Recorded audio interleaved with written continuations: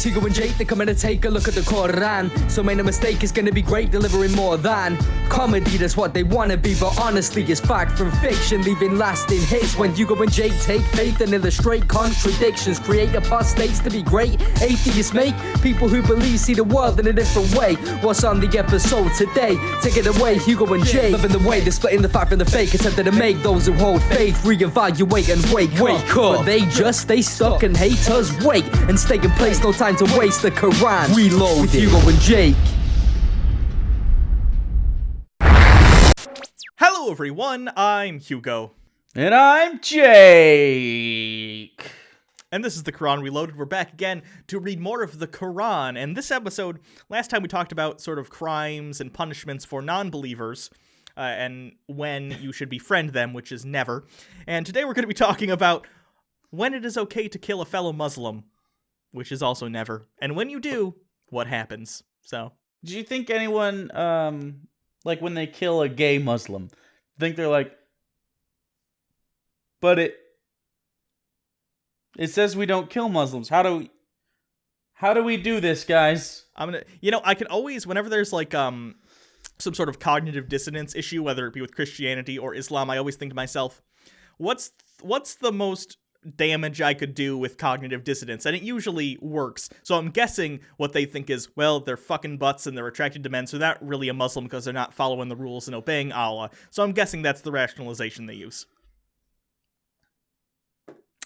I feel like the flavor of the butt would seal the Muhammad deeper within you. Well, on that note, Surah 4, verse 92. Never should a believer kill another believer unless by error. I'm glad. Maybe that's how they do it. They're like, whoopsie. There's another. We keep like dropping. They allow manslaughter. So how they kill gays is they put all the gays up. They just line them all up on the outside of the building, right? Sure.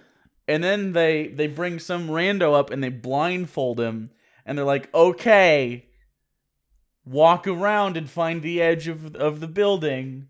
And then the guy stumbles, and then, oops, he pushed a gay guy off the building. See, this is brilliant. We should be like cognitive dissonance engineers. We should come up with loopholes for people who are bound by religious books or whatever. Can we be called the loopholers? Yes. Yeah, I can't believe you even thought that wasn't an option.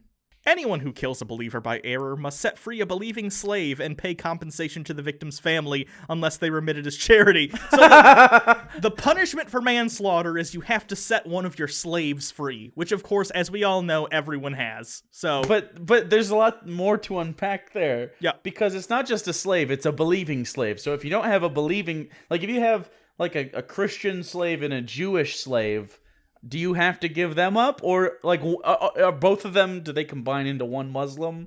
Or, like, what's the exchange rate? I think they're disqualified, but I would guess if, let's say I'm a slave and I'm a Jew or a Christian and my master accidentally murders a Muslim, I'm going to have a sudden conversion as coincidentally.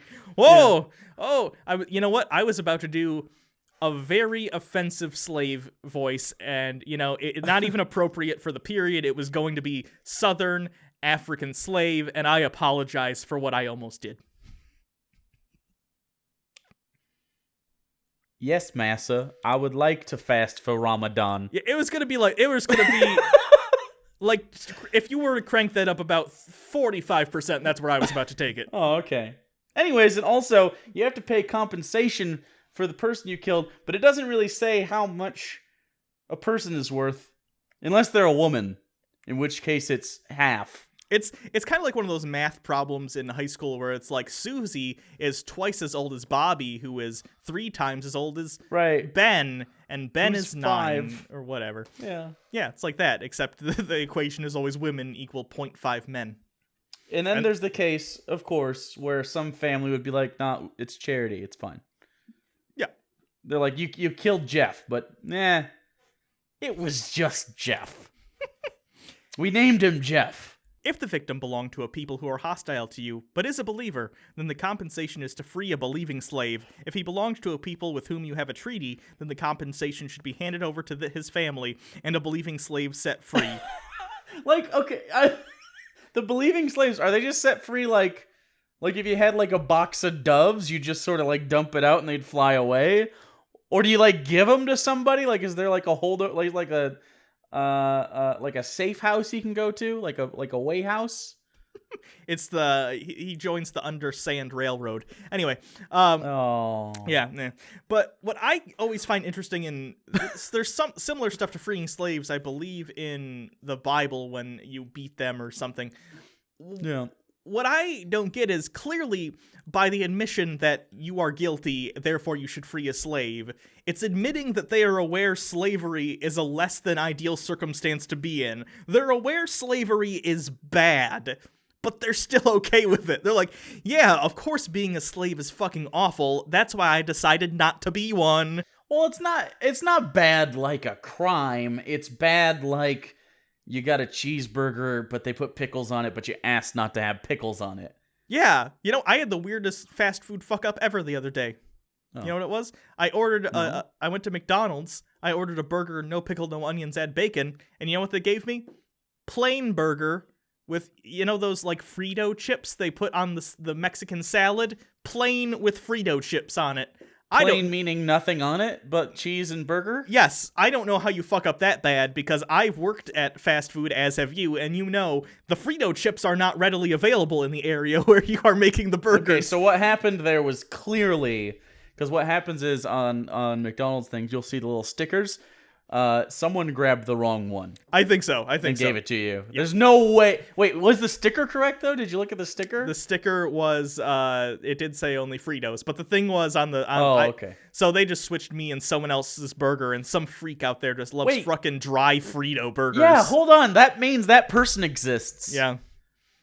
That's worse than anything that happened to you. That person wanted those Southwest chips for the salad, right? Yeah. Mm-hmm. No. I want a burger that makes my mouth taste like the desert. Speaking of the desert, here's some more Quran. That's some craftsmanship there. Yeah, I'm getting better. Anyone who lacks the means must fast for 2 consecutive months by way of repentance to God. God is all-knowing, most wise. That's just dying. No, because dying. Fasting doesn't necessarily in Islam mean like you don't eat at all. For instance, during Ramadan you fast, but that just means you only eat before sunup and after sundown, I believe. And there might be some restrictions on what you can eat. I'm not positive, but you can eat. Just you're very hungry most of the time. But all things considered, all you got to do if you don't like Paul, for instance, stab Paul in the neck or kick him off a building, be like, "Whoops, accident," and then just like. You don't even really have to fast for 2 months. Just say you did it. Like, if you're at home alone, no one's going to catch you eating, so you're fine. Whoever kills a believer deliberately, the penalty for him is hell, where he will remain forever. And So no earthly penalties. Just that guy's going to hell. It's fine. I'm going to give the benefit of the doubt here and assume by hell they mean we're going to kill you and you're going to hell right now. Not just, oh, dagnabbit, that Carl. I like that we give all the Middle Eastern Muslims circa Quran writing like super white names. Carl murdered Aaron intentionally. We just got to wait for him to reach old age. You know. That's not what it says. Yeah, I know. Read the next sentence and then we'll talk about it more. Yeah. Where he will remain forever, and God will be angry with him, and will curse him, and will prepare for him a terrible torment. So what happens is, if you accidentally kill someone, you have to pay a fine, you have to release one of your believing slaves, which are the good slaves, let's be fair, and you have to admit fault. If you kill someone deliberately, a believer deliberately, you just kind of wait it out. You get to keep your slave and your money. Maybe we should convert to being Muslims and then just... Yeah, no shit. I'll just murder the fuck out of everyone. And they'll be like, okay, I guess you're going to hell then, buddy. And you're like, oh, dang it. You know, I'm pretty sore about that. That really burns my biscuit. That's how we talk when we're Muslims. Old-timey upsettedness. Oh, who you believe, when you journey in the way of God, investigate, and do not say to him who offers you peace, you are not a believer, aspiring for goods of this world. With God are abundant riches. You yourselves were like this before, and God bestowed favor on you. So investigate. God is well aware of what you do. So if you come across people who want to be like, hey, we want to be Muslims, be like, hey, okay, come be Muslims, you know. Take them in good faith. Not equal are the inactive among the believers, except the disabled and the strivers in the cause of God, with their possessions and their persons. The person who wrote this had to put a little caveat, except it's disabled, because, I mean, obviously they're not as active. They're disabled. You think that was an addendum? Like, they're like, my brother Carl doesn't have legs. They're blown off in Muslim Vietnam. God prefers the strivers with their possessions and their persons above the inactive by a degree, but God has promised goodness to both, yet God favors the strivers over the inactive with a great reward. So just, go out and do Muslim things. Don't just sit around and be like, I'm a Muslim, but I'm not doing anything. Degrees for him in forgiveness and mercy. God is forgiving and merciful. While the angels are removing the souls of those who have wronged themselves, they will say, what was the matter with you? They will say, we were oppressed in the land. They will say... Muslim angels are dementors? A little bit, yeah. I don't know if they're as like, dark and foreboding, but sure. They will say, God was earth, not vast enough for you to emigrate in. These, the refuge is hell. What a wretched retreat. Except for the weak among men and women and children who have no means to act and no means to find a way out. So, don't blame weak people for not being able to do shit, I guess. But then, can you really blame anyone for not doing shit? If, like, your stoner buddy Bob doesn't do shit, you're like, isn't he gonna be like, yeah, I'm weak though, brah? The bud is strong, but I am weak. Like, that's not very stringent criteria, is all I'm saying. Well, you could just sprain an ankle playing some pickup Muslim basketball. Which is very sweaty, because they still wear the full regalia. These, God may well pardon them. God is pardoning and forgiving, except for all the people that we specifically listed in the past 4 chapters about how he is not forgiving to, which includes Christians, Jews, Muslims, disobedient women, gays. It's their equivalent of white landowning men. Yeah, pretty much. Brown landowning men is basically the only difference, who don't prefer dick.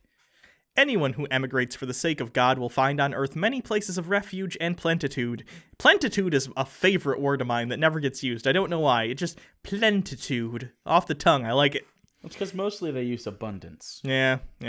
Anyone who leaves his home emigrating to God and his messenger and then is overtaken by death, his compensation falls on God. God is forgiver, most merciful. So again, they're saying if you go out and spread the word of Allah by leaving your immediate area and spread it to other people and have children and, over there, you're rewarded by God. Simple enough. When you travel in the land, there is no blame on you for shortening the prayers. If you fear that the disbelievers may harm you, the disbelievers are your manifest enemies. So if you're traveling through the desert in dangerous areas, God's like, okay, you don't actually have to pray 5 times a day towards Mecca. You can give a little, you can dab towards it. It's fine. It counts. We get it. When you are among them and you stand, lead them in prayer. Let a group of them stand with you, and let them hold their weapons. Then, when they have done their prostrations, let them withdraw to the rear, and let another group that have not yet prayed come forward and pray with you, and let them take their precautions and their weapons. Those who disbelieve would like to neglect your weapons and your equipment so they can attack you in a single assault. You commit no error if you are hampered by rain or are sick by putting down your weapons, but take precautions indeed. God has prepared for the disbelievers a demeaning punishment. They are very concerned about being attacked in the desert by disbelievers. Well, it's because they attack everyone in the desert. I understand at the time between the early Muslims and surrounding groups and stuff, I get there was conflict, but Jesus Christ, a lot of this also, Muhammad and his band were fucking marauding the fucking desert. Sure. They were conquerors. A lot of people don't realize this, but Muhammad was basically a military leader. Yeah, I think most people know that, right? No, not most people. Most people don't know the fucking names of the states, dude. Fair. Like, come on. If they did, they'd know because of Muhammad was a general Massachusetts. That's the dumbest thing you've ever said. It's up there. When you have completed the prayer, remember God, standing or sitting or on your sides, and when you feel secure, perform the prayer. The prayer is obligatory for believers at specific times, and do not falter in the pursuit of the enemy. If you are aching, they are aching as you are aching, but you expect from God what they cannot expect. God is knowledgeable and wise. That's just bad. Sense. That's terrible advice. Just because your army's doing a bad having a bad time doesn't mean they are. Maybe that you're doing having a bad time because they're fucking you up. Maybe that'd be like if you shot me with a fucking arrow and I'm like, I'm glad we share in this pain. Like, no. This is the type of advice that gets you to invade Russia. Yep. Right before winter. Good job, everyone. They're suffering like us. And then there's Vladimir over here like, who wants some vodka? Those guys are suffering over there. It's fine over here. We have borscht. Weren't the Mongols the only one to successfully conquer parts of Russia during... The Mongols have a lot of unique They're coming qualities. from... Was it different because they were coming from the other side, though, right? Was that a... I don't know. Well, they were also, like, winterized. Oh, they had lots of furs. They came from Mongolia. It's just below Russia. Fair. Good for the Mongols. They had furs and shit, and also they were fucking crazy. They were great.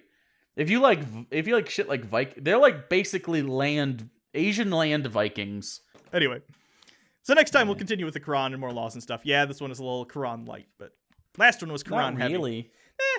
I don't know. We'll see. But like, they said some crazy shit, man. Sure, but anyway, you can always follow us on Twitter at Bible Reloaded. You can follow Hugo at Hugo Reloaded. You can also subscribe to this channel and get more tangents about Genghis Khan and why he liked to fuck everything. I guess so. You can always donate to our Patreon campaign if you want to support the channel. There's a link somewhere, definitely in the description. And if you go follow that, you can find out what the different things you can get every month, including chick tracks, pens, 3D pop paper figures that you fold up, all that and more. Are you enticed?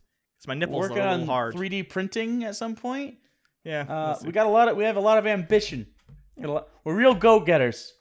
We see a thing and we go get it. That is the definition of what we're that means. Hard workers, and we are all very punctual. And my biggest weakness is probably I work too hard. This isn't a job interview.